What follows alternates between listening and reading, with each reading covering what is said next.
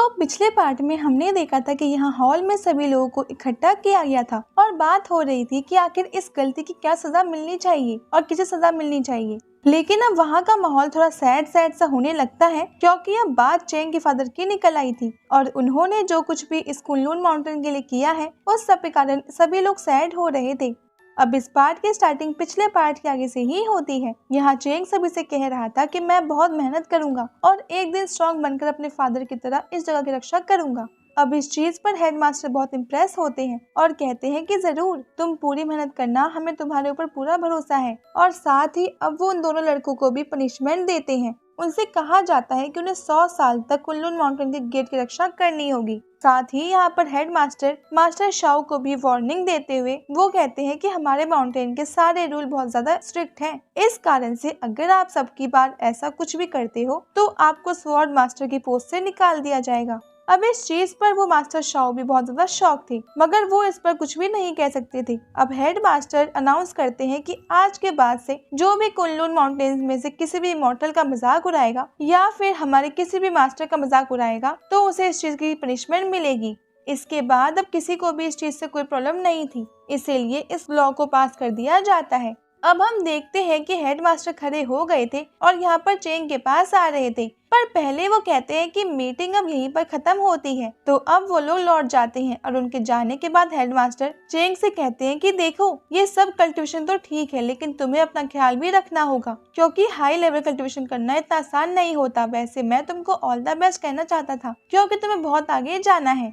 अब चेंग उन्हें thank you कहता है और उसके बाद अब सीन चेंज हो जाता है। अगले सीन में हम आ चुके थे मास्टर शाओ के हॉल की तरफ, जहां पर हम देखते हैं कि अभी कुछ स्टूडेंट्स छिपकर किसी एक स्टूडेंट पर हमला कर रहे थे और वो एक स्टूडेंट और कोई नहीं बल्कि मास्टर शाओ का खास डिसिपल है, मतलब ये उनका चीफ डिसिपल है। दरअसल वो प्रैक्टिस कर रहे थे, यहाँ पर उसी लड़के ने सभी को अटैक करने के लिए कहा है। अब हम देखते हैं कि वो 4-5 लोग थे, जब अटैक करते हैं तो एक साथ मिलकर करते हैं, मगर इसका कोई फायदा नहीं था, क्योंकि वो चीफ डिसिपल सच में बहुत ज्यादा पावरफुल है। वो अपने एक ही अटैक से उन सभी को दूर फेंक देता है और वो भी उसने उनके ऊपर नहीं बल्कि जमीन पर किया था। तो उससे कहता है कि अभी तक कोई भी उसे नहीं हरा पाया। अब इसके बाद हम थोड़े से दूर होते हुए और देखते हैं कि यहाँ पर मास्टर शाओ भी उन्हें देख ही रहे थे, मगर अभी वो अपनी चीजों में ही खोए हुए थे। वो कह रहे थे कि एक वहाँ पर चेंग को भी कोई सजा नहीं मिली और ऊपर से मेरी और बेइज्जती हो गई। अब ये सुनते ही चीफ डिसिपल तुरंत ही आगे बढ़ता है और कहता है कि मास्टर शाओ क्या हुआ, आप बड़ी चिंता में लग रहे हो, आखिर माजरा क्या है।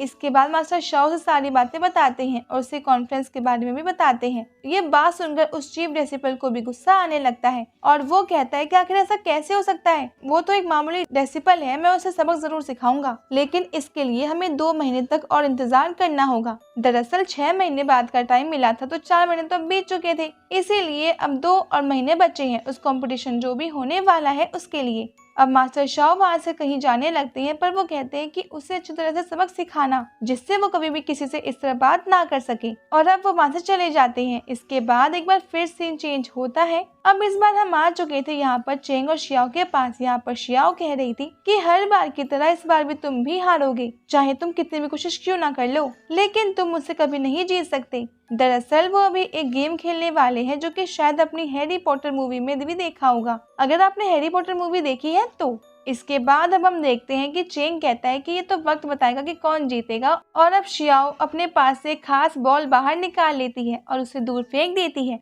अब हम देखते हैं कि वो बॉल अपने आप ही भागते हुए जा रही थी और उन लोगों से बच रही थी। ये दोनों अपनी तलवार पर चढ़ते हुए और उसका पीछा करने लगते हैं। गेम बड़ा सिंपल था, उसमें जो पहले उसे पकड़ेगा वो जीत जाएगा। वैसे हमें ये गेम देखकर क्या ही करना है, इसे थोड़ा सा फास्ट फॉरवर्ड में देखते हैं। वो बॉल बहुत दूर पहुंच चुकी थी, लेकिन पीछा करते करते शियाओ आखिर में उस बॉल को पकड़ ही लेती है और उसके बाद वो चेंग से कहती है कि देखा, मैंने कहा था कि जीत तो मेरी होगी, तुम मुझे कभी नहीं हरा सकती। इसके बाद वो वहीं पर बैठ गए थे और बात करने लगे थे। यहाँ शियाओ बताती है कि उसके पास बहुत सारे स्पिरिट स्टोन हो चुके हैं और वो जल्दी जल्दी इन्हें रिफाइन करने की कोशिश कर रही है। इस पर चेंग कहता है कि हाँ, तुम बहुत ज्यादा फास्ट कल्टिवेट करती हो। तो अब शियाओ कहती है कि मेरी बॉडी इस तरह से बनी हुई है, इसी कारण से मैं हमारे माउंटेन में बहुत जल्दी जल्दी आगे बढ़ पाई थी। फिर वो चेंग से कहती है कि तुम भी तो बहुत मेहनत करते हो। इस पर चेंग कहता है कि वो तो है, पर मैं अभी भी और स्ट्रांग बनना चाहता हूँ, क्योंकि मुझे नहीं लगता कि मैं ज्यादा मेहनत कर रहा हूँ, लेकिन मैं प्रॉमिस करता हूँ कि एक दिन मैं बहुत ज्यादा स्ट्रांग बनूंगा और इमॉर्टल बनूंगा।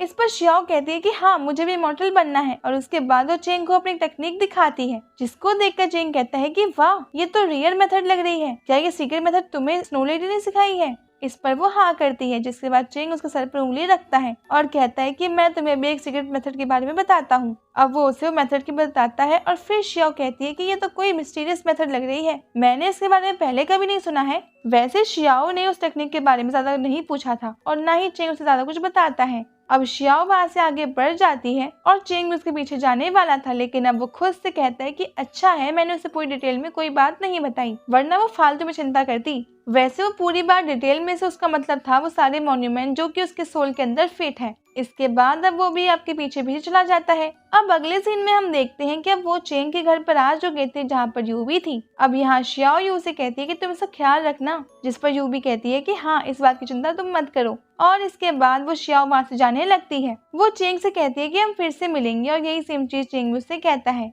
अब इसके बाद हम देखते हैं कि उसके जाने के जस्ट बाद चेंग सीधा अंदर आता है और बैठकर कल्टीवेशन करने स्टार्ट कर देता है। वैसे इसके पहले उसने वो पोटली निकाल ली थी जिसके अंदर कुछ एनर्जी स्टोन्स रखे थे। अब वो उन्हें रिफाइन करते हुए कल्टीवेशन कर रहा था। हम देखते हैं कि वो उन डिवाइन स्टोन के पास आ जाता है। यहाँ पर वो कह रहा था कि मुझे जल्द से जल्द इनकी और पावर बढ़ानी होगी, क्योंकि अब मेरे पास इतना ज्यादा टाइम नहीं है। और इतना कहकर वो जैसे ही कल्टीवेशन करना स्टार्ट कर देता है तो वहाँ पर वो लेडी आ जाती है और अब वो कहती है कि लगता है तुम बाकी के स्पिरिट को भी अनलॉक करना चाहते हो। इस पर चेंग कहता है कि हाँ मैं वही कर रहा हूँ। अब वो लेडी कहती है कि इस चीज में तो बहुत टाइम लगता है, या फिर पूरी मेहनत के बाद भी शायद तुम्हें आधा महीना लगे। इस पर चेंग कहता है कि हाँ मेरे पास इतना टाइम नहीं है, मुझे जितना जल्दी हो सके उतना जल्दी उन सभी को कल्टीवेट कर अनलॉक करना होगा और मुझे अभी स्पिरिट गैदरिंग रिडम तक भी पहुँचना है। अब हम देखते हैं कि चेंग ने फिर से कल्टीवेशन स्टार्ट कर दी थी और यहाँ बाहर उसी कल्टीवेशन के कारण आसमान में बादल गरजने लगे थे। वैसे इसके बाद ये पार्ट यहीं पे एंड हो जाता है।